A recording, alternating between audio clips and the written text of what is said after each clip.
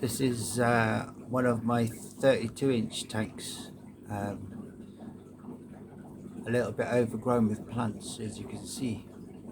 Very few fish in this one. I've got 8 to 10 dwarf pygmy Coriodoris. I think there's maybe 5 plex in there, and then we've got a motley band of Neocaridina that haven't made the grade for being bright and colourful in my individual tanks. So there's pasty colourless ones, there's reddish ones, bluish ones, blackish ones, brownish ones, and we've got also some nearite snails in there, a little bit elusive. I'm not gonna move the camera around for this one. You can see what's going on in the tank while I waffle along. So you see that this little yellow guy over here? See on my punting? That yellow thing came from these motley guys. I ended up with 4 of them from motley parents. How come I ended up with 4 yellow ones, and I don't like yellow ones at all? Not fair. I've taken 2 of them out, and the other 2 are, well, they're a bit canny. They escape my net every time I go in to try and get them. So I'm kind of thinking, oh, doesn't matter, I'll leave them there. What else is in there? Oh yes, there's I think there should be half a dozen coolie loaches. If you can see just in there, you can see the tail of one under that leaf, underneath that leaf. They come out every now and again, but I believe coolie loaches are more nocturnal than a daytime visitor. So they're good for coming out and cleaning up what's left over from the shrimp and the plex and the corries. This little thing here I've got a problem with ram's horn snails and bladder snails in here, so I've got this little house that they'll think they're safe in, which I can lift out and brush all the snails off. And I've also got this tube here, which again they'll wriggle into thinking, oh, it should be safe in here, until I lift it out and put them into a different tank again. In this corner over here is really dark because I've got a really big piece of, well, I've got a big piece of bogwood in there for the size of tank. You can see I've got plant pots in here. There's 1, 2, 3 of them.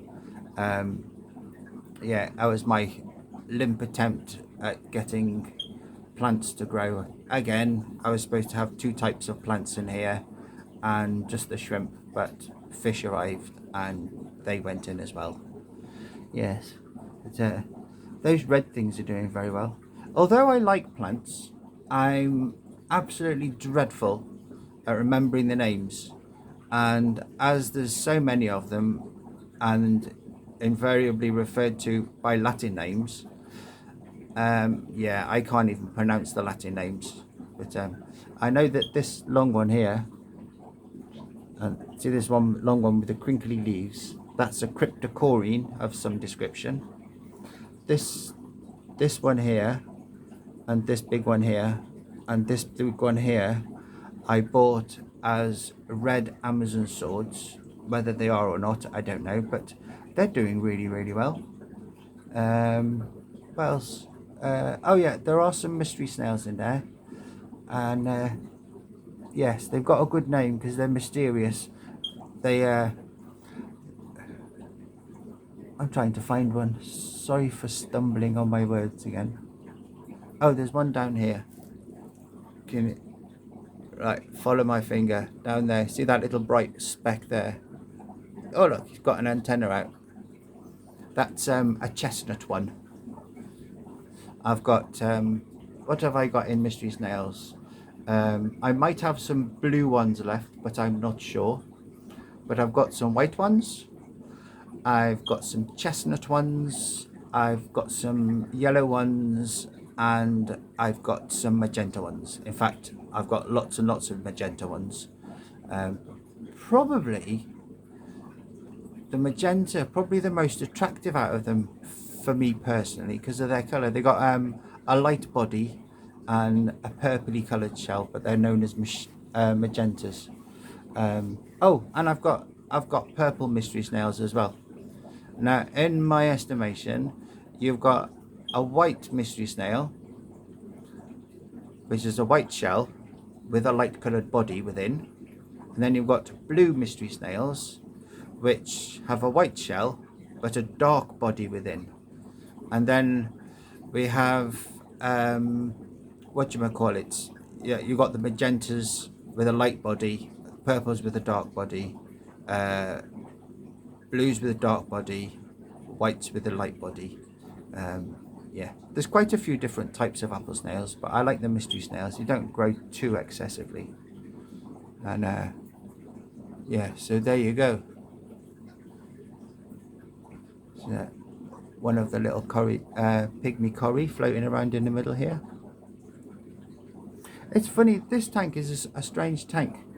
I've got pygmy corydoris in 1, 2, 3, 4, 5, 6 different tanks, and generally speaking, they like to be together in a little mob. But only in this tank, they like to be individual, and they just seem to swim around on their own for some reason. It's very strange. I don't understand why. Oh look, we've got another little cory here. Forgot about these guys. There's about 5 or 6 of those.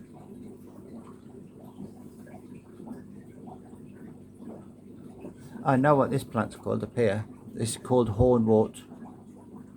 It's quite nice. It doesn't need to plant. It's quite happy just floating around on the top of the tank. But once it's happy in its environment, it does grow rather well. And you have to constantly trim it back, which is a good thing, I suppose. It's better than it dying off. This curly one, Sagittaria, is it called? This one that's going like this. And then that little tiny tuft of green on that little tiny bit of bogwood, that's Java fern. I think this one here with the sort of greeny bronzy leaf, I'm not sure, I'm probably wrong, but I think it's a boose. A boose is short for the Latin name. I can't remember the full name of it. I have no idea what the red stuff up here is called. I really can't remember. I don't take particular interest in nitty-gritty details, should we say. It's a plant, it grows in water, and I like it, so I've got it. So, you know, yeah. I'm quite, don't think I'm arrogant. I'm quite ignorant when it comes to particulars about plants and bits and pieces like that. I want to enjoy my hobby for what it is, and I want to spend time just watching the antics of the various fish and critters that I've got in my tanks. That's where the fun lies. Again, this one's got under gravel filters. There's a tube going up the back there, and there's another one about the same distance from the side behind all that lot as well. Just bubbles, and as you can see, the plants are thriving. They're doing really well. Again, it's another tank that I very rarely have to clean the front of the glass. Plants will outcompete the algae for the nutrients within the water. So if you've got a good healthy stock of plants, I do believe that you'll have less problems with algae.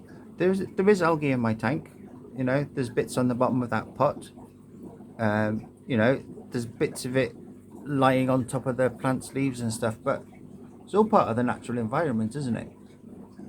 So so long as it doesn't get out of control and start smothering everything, a bit of algae, in my opinion, is quite a good thing.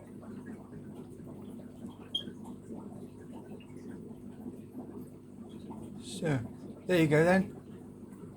I hope you enjoyed that.